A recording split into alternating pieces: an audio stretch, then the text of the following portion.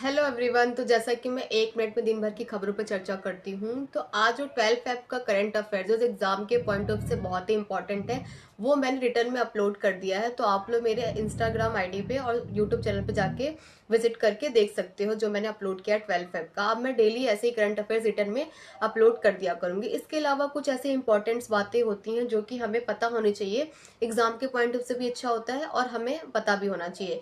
जैसा कि अभी संसद सत्र में कुछ आर्थिक मुद्दों पे चर्चा चल रही है। अब तो उन मुद्दों के बारे में बात करते हैं, कौन कौन से बात पे कौन कौन मुद्दे पे चर्चा हो, जैसे कि महंगाई पे हुआ, रोजगार पे हुआ, ठीक है। फिर आपके कृषि सुधार के जैसे आर्थिक मुद्दों पे क्या हुआ, चर्चा हो रही है। इसके अलावा भारत सरकार ने क्या किया, बुनियादी ढांचे और डिजिटल अर्थव्यवस्था पे भी फोकस किया है। इसके अलावा सुप्रीम कोर्ट का एक फैसला आया है पर्यावरण संरक्षण को लेकर। उसने सख्त निर्देश दिया है राज्य और केंद्रों में कि उसके पर्यावरण संरक्षण के लिए उस पर निगरानी की जाए, उसके लिए कुछ ना कुछ रूल्स और नियम बनाए जाए।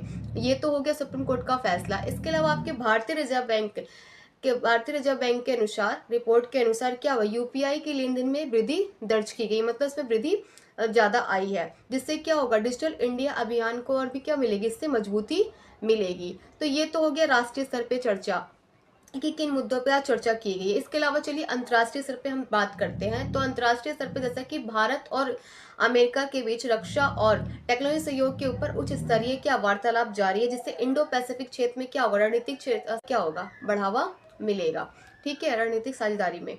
ये तो हो गया अंतर्राष्ट्रीय। इसके अलावा संयुक्त राष्ट्र द्वारा जलवायु रिपोर्ट दर्ज की, इसमें क्या कार्बन के उत्सर्जन के जो मात्रा है उसमें क्या हो गया, देखा गया है कि उसमें बढ़ोतरी हो रही है। तो इसके लिए कुछ ना कुछ त्वरित कदम उठाया जाए, इसके लिए अपील किया जा रहा है। और विकासशील देशों से हेल्प के लिए भी कहा गया है।